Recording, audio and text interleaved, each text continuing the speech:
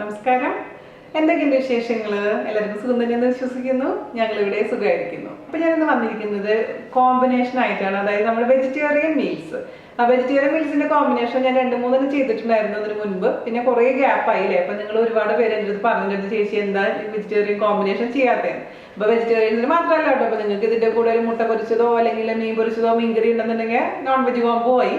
അപ്പോൾ ഇന്ന് എന്ത് കൊണ്ടുവന്നിരിക്കണമെന്ന് വെച്ച് കഴിഞ്ഞാൽ എൻ്റെ അമ്മ ചെയ്യുന്ന സിമ്പിൾ ആയിട്ടുള്ള 2-3 റെസിപ്പീസ് ആണ്. അതായത് നമ്മുടെ അമരക്കായില്ലേ, അമരപ്പയർ തോരൻ, അതുപോലെ തന്നെ അമ്മ സ്പെഷ്യൽ ആയിട്ടുള്ള തക്കാളി വാട്ടിയത്, പിന്നെ നമ്മുടെ തൃശ്ശൂർ സ്റ്റൈലിലുള്ള തൃശ്ശൂർക്കാരുടെ സ്പെഷ്യൽ ആയിട്ടുള്ള വൻപയർ കുത്തിക്കാച്ചിയത്. കുത്തിക്കാച്ചിയത് കേൾക്കുമ്പോൾ നിങ്ങൾ മേടിക്കുന്നു വേണ്ട, നമ്മൾ സാധാരണ ഒരു പയർ കറി, ഞങ്ങൾ കുത്തിക്കാച്ചിയെന്നാ പറയാ, നമ്മുടെ തൃശ്ശൂർക്കാരുടെ ഒരു ഭാഷയാണത്. അപ്പോൾ ഈ 3 കറി ഉണ്ടെന്നുണ്ടെങ്കിൽ പിന്നെ വേറൊന്നും വേണ്ട. അപ്പോൾ ഈ 3 കറിയൊന്നും വേണ്ടല്ലോ, ഒരു കറി ഉണ്ടെങ്കിലും സംഭവം കുശാലാണ്. എന്നാലും ഒരു കോമ്പിനേഷൻ എന്ന രീതിയിലാണ് ഞാൻ 3 കൊണ്ടുവന്നിരിക്കുന്നത്. അപ്പോൾ എന്തായാലും എല്ലാവരും തയ്യാറാക്കി നോക്കുക. അതുപോലെ തന്നെ ഞാൻ ഇന്നലെയല്ല കഴിഞ്ഞ ദിവസം വ്യാഴാഴ്ച ഇട്ടിട്ടുണ്ടായിരുന്ന കേക്ക്, അതായത് ടീ കേക്ക്, ഞാൻ ഹെഡിങ് ഇട്ടിട്ടുണ്ടായിരുന്നുണ്ടായിരുന്നു, കുട്ടികൾക്ക് പോലും തയ്യാറാക്കാൻ പറ്റുന്ന കേക്ക് എന്നായിരുന്നു. അതുപോലെ തന്നെ കുറേ നല്ല മക്കൾ എനിക്ക് ഫോട്ടോസ് ഇൻസ്റ്റാഗ്രാം വഴി അതുപോലെ തന്നെ ഫേസ്ബുക്ക് വഴിയും ഒക്കെ എനിക്ക് ഫോട്ടോസ് അയച്ചു തന്നിട്ടുണ്ടായിരുന്നു. വീണാൻ്റെ ഇത് ഞങ്ങൾ കേക്ക് ചെയ്തു എന്ന് പറഞ്ഞത് കേട്ടപ്പോൾ ഒരുപാട് സന്തോഷം തോന്നി. അപ്പോൾ ഇനിയും കാണാത്ത കുട്ടികളുണ്ടെങ്കിൽ, ട്രൈ ചെയ്യാത്ത മക്കളുണ്ടെന്നുണ്ടെങ്കിൽ ട്രൈ ചെയ്യാൻ മറക്കരുത്. വീണാൻ്റെ ഫോട്ടോസ് ഒക്കെ അയച്ചു തരാം. അമ്മമാരൊന്നും ഡിപ്പെൻഡ് ചെയ്യാൻ നിൽക്കണ്ട, നിങ്ങൾക്ക് തന്നെ ഉണ്ടാക്കാൻ പറ്റും. അതുപോലെ തന്നെ ഇന്നലെ ഇട്ടുണ്ടായിരുന്നത് എന്തായിരുന്നു, നമ്മുടെ മുടി കൊഴിച്ചിലിനെ കുറിച്ചുള്ള വീഡിയോ ആയിരുന്നു. ഒരുപാട് പേര് കണ്ടു, സന്തോഷം.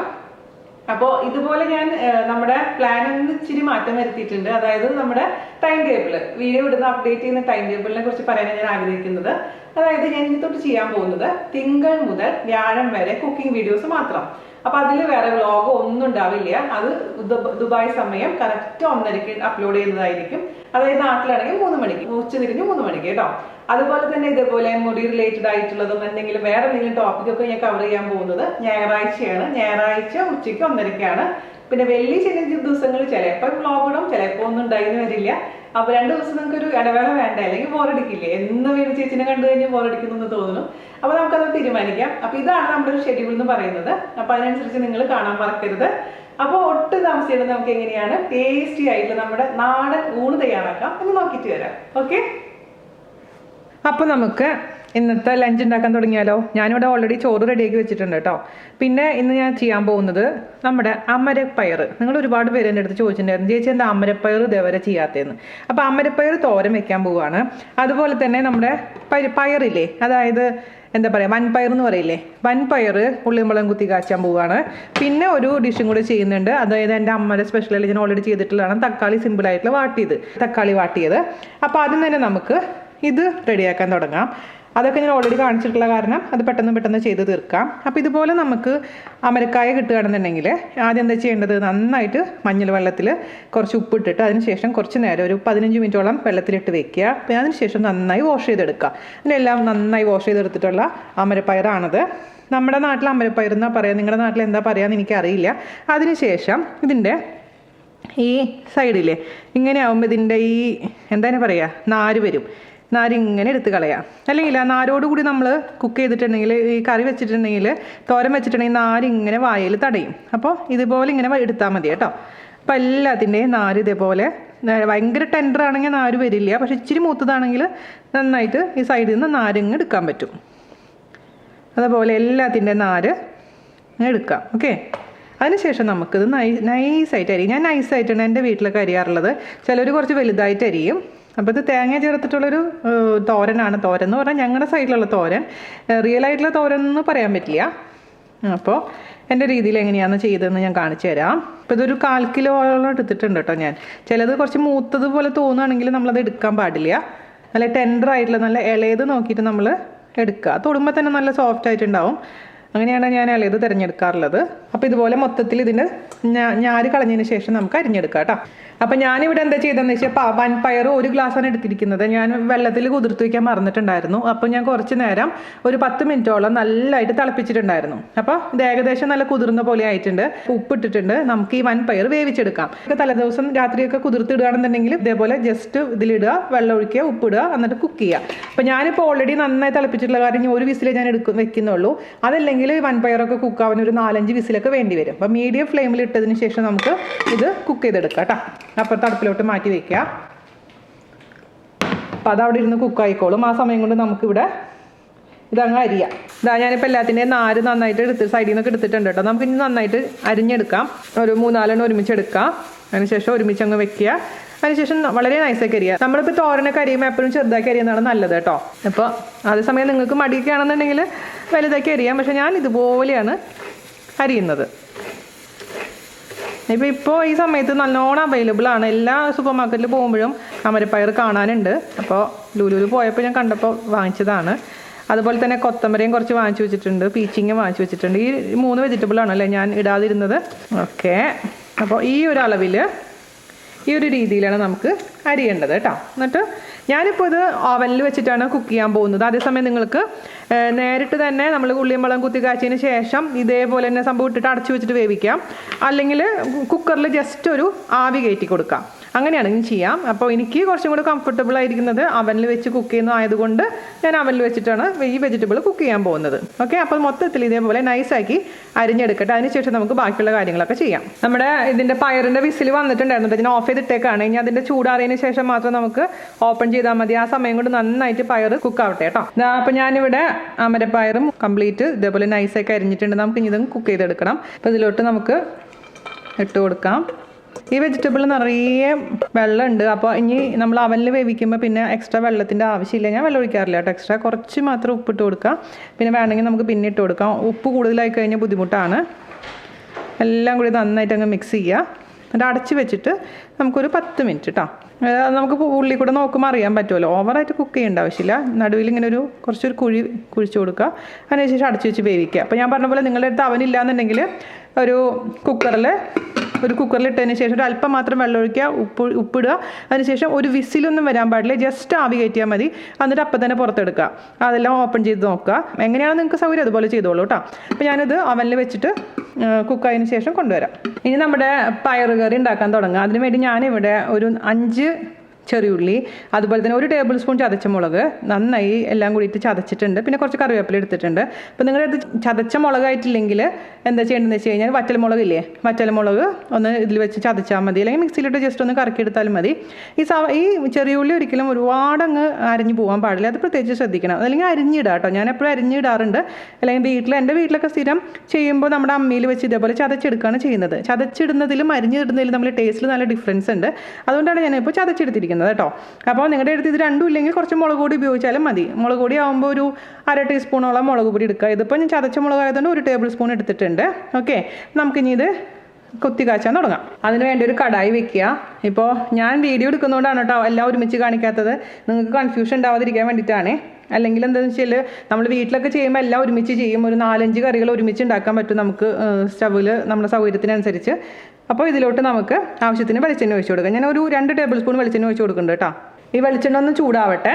നമ്മുടെ എണ്ണ ചൂടായിട്ടുണ്ട്. അതിലോട്ട് ചതച്ച് വെച്ചിരിക്കുന്ന ഈ കൂട്ട് ഇട്ട് കൊടുക്കാം. അത്യാവശ്യം എരിവ് വേണം കേട്ടോ. ഒരു എരിവുള്ളൊരു കറിയാണിത്. എന്നിട്ടിത് നന്നായിട്ട് അങ്ങ് മൂപ്പിച്ചെടുക്കുക. ഞങ്ങളെ തൃശ്ശൂർക്കാരാണ് കുത്തിക്കാച്ചെന്ന് പറയുക. ബാക്കിയുള്ള ആൾക്കാരൊക്കെ കളിയാക്കുന്നത് എന്താ നിങ്ങൾ കുത്തിക്കാച്ചെന്ന് പറയുന്ന പോലെ അവരെ കൊല്ലാൻ പോവുകയാണോ? കൊല്ലാനൊന്നുമല്ല, നമ്മുടെ ഒരു സ്ലാങ് ആണ് ഇങ്ങനെ. അപ്പോൾ ഈ സംഭവം ഈ വൻപയർ തന്നെ സെയിം റെസിപ്പി തന്നെയാണ് ഞാൻ നമ്മുടെ കുത്തിക്കാച്ചി എന്ന് പറഞ്ഞിട്ട് പരിപ്പ് കറി ഇട്ടേക്കുന്നത്. സെയിം റെസിപ്പി വെച്ചിട്ട് നമ്മളെ ചെറുപയർ വെച്ചിട്ടും ചെയ്യാം കേട്ടോ. ഞാനത് മാറ്റി ഉണ്ടാക്കാറുണ്ട്. ഈവൻ കടല വെച്ചിട്ടാണെങ്കിലും. കടല കുത്തിക്കാച്ചി എന്ന് പറഞ്ഞാൽ ഡ്രൈ ആയിരിക്കുന്നതാണ്. ഇത് കുറച്ച് ലൂസായിട്ടുണ്ടാവും. ഇപ്പോൾ പ്രവാസി മലയാളികൾക്കൊക്കെ സ്ഥിരമായിട്ട് ചെയ്യാൻ പറ്റുന്ന കറികളിലൊന്നാണിത്. നമ്മൾ പ്രവാസി മലയാളി എന്ന് പറഞ്ഞാൽ നമ്മൾ സാധാരണ വീട്ടമ്മമാരും ചെയ്യുന്നതാണ് കേട്ടോ. പുരുഷന്മാർക്കാണെങ്കിൽ കുറച്ചും കൂടെ നന്നായിരിക്കും. ഒരു എരിവുള്ളൊരു കറിയാണ്. ഇപ്പോൾ ഇതിൻ്റെ കൂടെ വേറെ ഒന്നും ഇല്ലെങ്കിലും വെറുതെ തൈരും പപ്പടവും ഇച്ചിരി അച്ചാറുണ്ടെങ്കിൽ കുശാലാണ്. അപ്പം ഞാനൊക്കെ ഈ മടി പിടിച്ചിരിക്കുന്ന ദിവസങ്ങളിൽ ഇതുപോലെ ഒരു കറി ഉണ്ടാക്കുള്ളൂ. പക്ഷേ എൻ്റെ വീട്ടിൽ ഇപ്പോൾ അത് നടക്കില്ല. അത് വേറെ കാര്യം. കാരണം എന്ന് വെച്ച് കഴിഞ്ഞാൽ ചേട്ടന് അവൻ ചോറും ചപ്പാത്തി ഒന്നും കഴിക്കില്ല. അവൻ മീൻ കഴിക്കില്ല. അപ്പോൾ അവന് ചിക്കൻ വേണം, ചേട്ടന് മീൻ വേണം, നന്ദുവിന് ചോറ് വേണം. അങ്ങനെ 3 പേർക്ക് 3 തരത്തിൽ. അപ്പോൾ പിന്നെ ഞാൻ എൻ്റെ ആവശ്യങ്ങൾ ഈ 3 നിറവേറ്റും. അങ്ങനെയാണ് ഇവിടുത്തെ ജീവിത രീതി. അപ്പോൾ ഇതൊന്ന് നന്നായി മൂക്കട്ടെ എന്ന് വെച്ച് കഴിഞ്ഞാൽ നന്നായി ഒന്ന് എന്താ പറയുക, ഇതിൻ്റെ ആ ഒരു പച്ചമണമൊക്കെ ഒന്ന് മാറട്ടെ കേട്ടോ. പയറിൽ ഉപ്പ് കുറവാണെന്നുണ്ടെങ്കിൽ ഈ സമയത്ത് ഇതിലൊന്ന് ഇച്ചിരി ഉപ്പിടണം കേട്ടോ. ഇച്ചിരി ഉപ്പ് കുറവാണ്. അപ്പോൾ ഈ ഉള്ളിയിലേക്ക് ഇച്ചിരി ഉപ്പിട്ട് കൊടുക്കാം. ഉപ്പിടുമ്പോൾ എപ്പോഴും ശ്രദ്ധിക്കണേ, ഒരുപാട് ഉപ്പ് കൂടാൻ പാടില്ല. 2-3 മിനിറ്റ് മീഡിയം ഫ്ലെയിമിൽ വെച്ച് ഇത് നന്നായിട്ട് മൂപ്പിക്കണം. അതിനുശേഷം മാത്രമാണ് അതിലോട്ട് വേവിച്ച് വെച്ചിരിക്കുന്ന വൻപയർ ചേർത്ത് കൊടുക്കേണ്ടത്. അപ്പോൾ ഇതിൻ്റെ ആ ഒരു പച്ചമണമൊക്കെ നന്നായിട്ട് മാറിയിട്ടുണ്ട് കേട്ടോ. പച്ചമണം മാറാതെ നമ്മൾ കറി ഉണ്ടാക്കി കഴിഞ്ഞാൽ ആ ഒരു വല്ലാണ്ടൊരു ആ മുളകിൻ്റെ കുത്തൊക്കെ മൂക്കിലോട്ട് എടുക്കും. അതുകൊണ്ട് അത് എപ്പോഴും ശ്രദ്ധിക്കുക. ടേസ്റ്റ് തന്നെ നല്ല മാറ്റം വരും. അതുകൊണ്ടാണ് ഇതിൻ്റെ പച്ചമണത്തിന് ഇത്രയും ഇമ്പോർട്ടൻസ് പറയാൻ കാരണം. അപ്പോൾ ഒരു 2-3 മിനിറ്റ് ഞാൻ മീഡിയം ഫ്ലെയിമിലിട്ട് നന്നായിട്ട് അങ്ങ് വഴറ്റി കൊടുത്തിട്ടുണ്ട്. ഇതിലോട്ട് നമ്മൾ വേവിച്ച് വെച്ചിരിക്കുന്ന പയർ ചേർത്ത് കൊടുക്കുക. അതിൽ ഞാൻ 1 ഗ്ലാസ് ചൂടുവെള്ളം ഒഴിച്ചിട്ടുണ്ടായിരുന്നു കേട്ടോ. ഇതാണ് നമ്മുടെ തൃശ്ശൂർക്കാരുടെ പയർ കുത്തിക്കാച്ചിയത്. ഇപ്പം തൃശ്ശൂർക്കാരുടെ മാത്രമല്ല കേട്ടോ, എല്ലാവരും അത് ഏറ്റെടുത്തിട്ടുണ്ട്. ഞാൻ ആദ്യം യൂട്യൂബ് ചാനൽ തുടങ്ങിയ സമയത്ത് പരിപ്പ് കുത്തിക്കാച്ചെന്ന് പറഞ്ഞപ്പോൾ കുറേ പേർക്ക് അറിയില്ലായിരുന്നു ഇതെന്താ സംഭവം എന്ന്.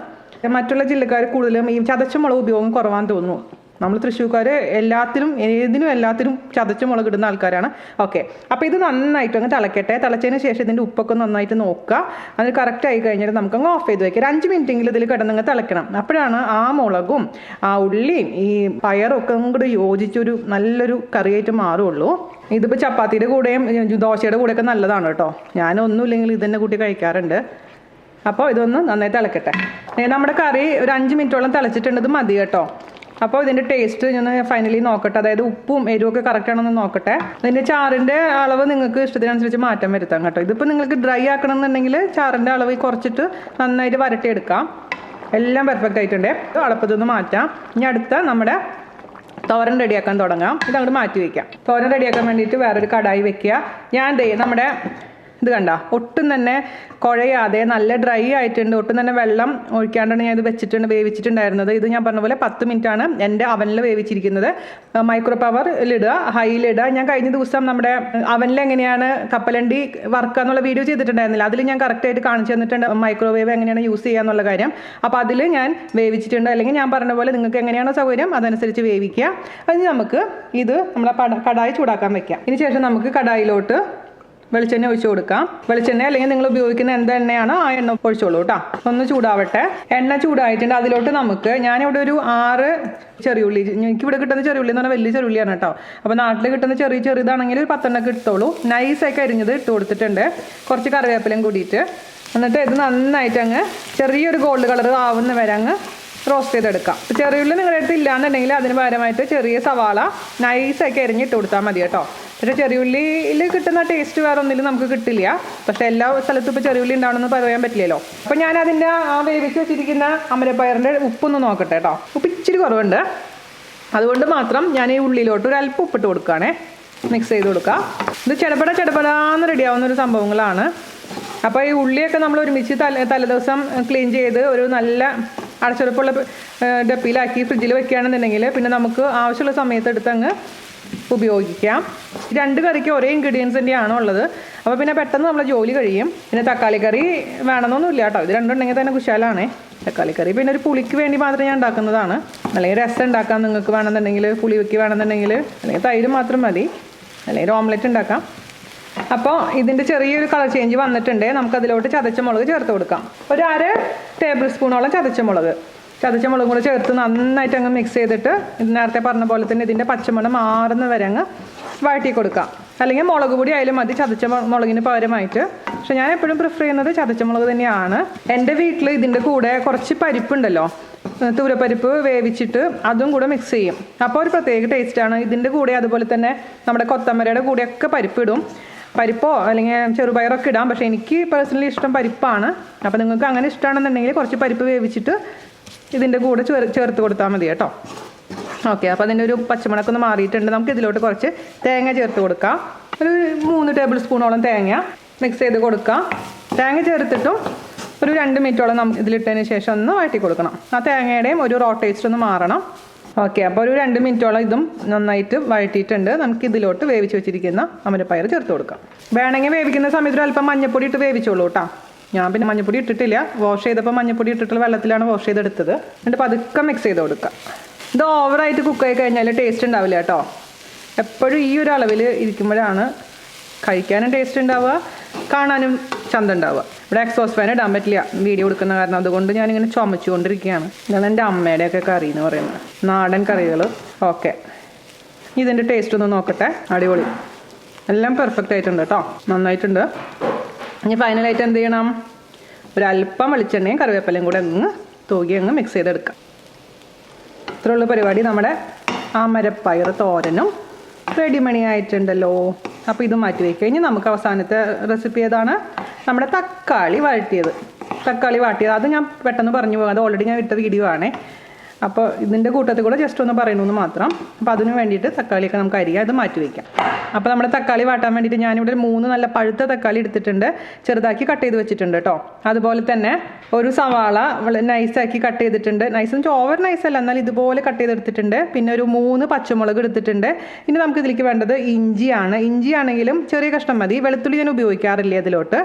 ഇഞ്ചി ഇതേപോലെ നീളത്തിലോ വട്ടത്തിലോ എങ്ങനെ അരിഞ്ഞിടുക. അപ്പോൾ ഇത്ര മതി. പിന്നെ കറിവേപ്പില.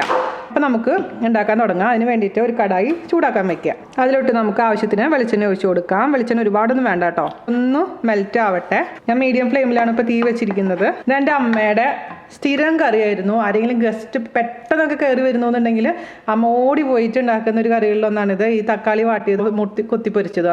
പിന്നെ നമ്മുടെ ചെമ്മീൻ ചമ്മന്തി പൊടിച്ചത്. ഇതൊക്കെയാണ്. എൻ്റെ മാമനുണ്ടായിരുന്നു, അച്യുത മാമൻ മരിച്ചു പോയിപ്പോൾ. അച്ഛൻ്റെ പെങ്ങളുടെ ഭർത്താവ് പെട്ടെന്ന് ആൾ വരും മദ്രാസിൽ നിന്നൊക്കെ. പറയാണ്ട് വരുമ്പോൾ അമ്മ ഓടി പോയിട്ട് ഇതൊക്കെ ഉണ്ടാക്കും.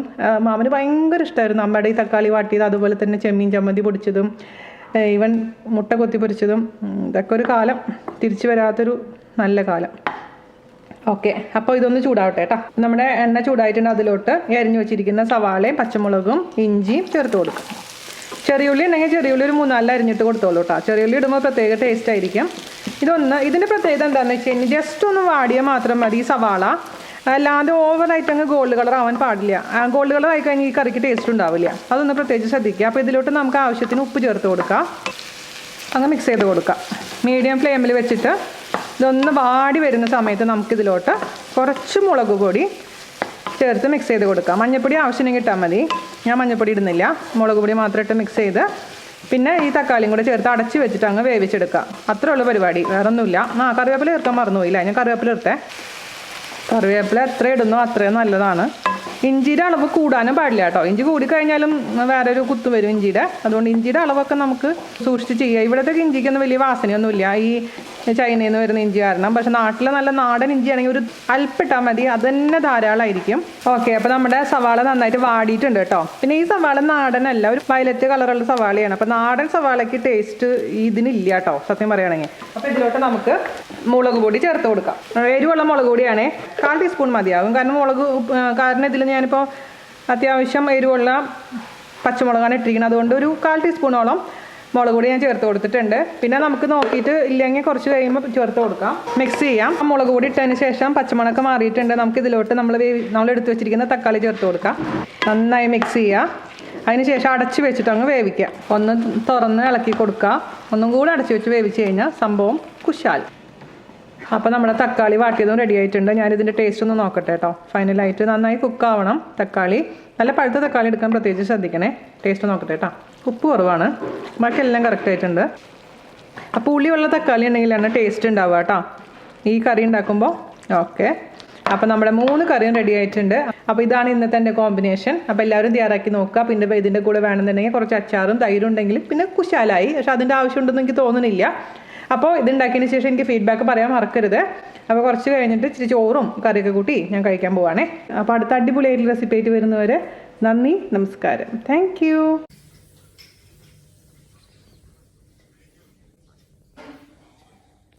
അമ്മേനെയും ചേട്ടനൊന്നും കൂട്ടാണ്ട് അച്ഛനും മോനും കൂടി കണ്ട ഒറ്റയ്ക്ക് ഇരുന്ന് സിനിമ കാണുന്നത് കണ്ട എന്താ സ്നേഹം ഇപ്പൊ.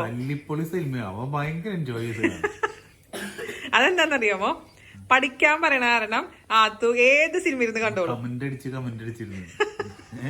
എനിക്കറിയായിരുന്നു. I know it. അല്ലെങ്കിൽ സിനിമ കാണാൻ പോകുന്നത് I don't want to see. ഇതിപ്പോ ഭയങ്കര സ്നേഹം. അച്ഛന്റെ മുടി വെളുത്തല്ലോ, എന്തൊക്കെ സ്നേഹാന്വേഷണം. You are not that old. 78 ഒരു പ്രായം എന്ന് പറയുന്നത്, ഒരു പ്രായം. എനിക്ക് വയ്യ. ഇന്ന് ഭയങ്കര സ്നേഹമല്ലാതെ നമുക്ക് പഠിക്കാൻ പോവാ. മുടി വെട്ടിക്കാൻ മുടി വെട്ടണം പൊന്നെ. എന്തോരോ ദിവസമായി. വേണ്ട പനേ, ഞാൻ ചിക്കൻ ഉണ്ടാക്കാൻ പോകും. നിങ്ങൾ കണ്ടോ? Bye bye.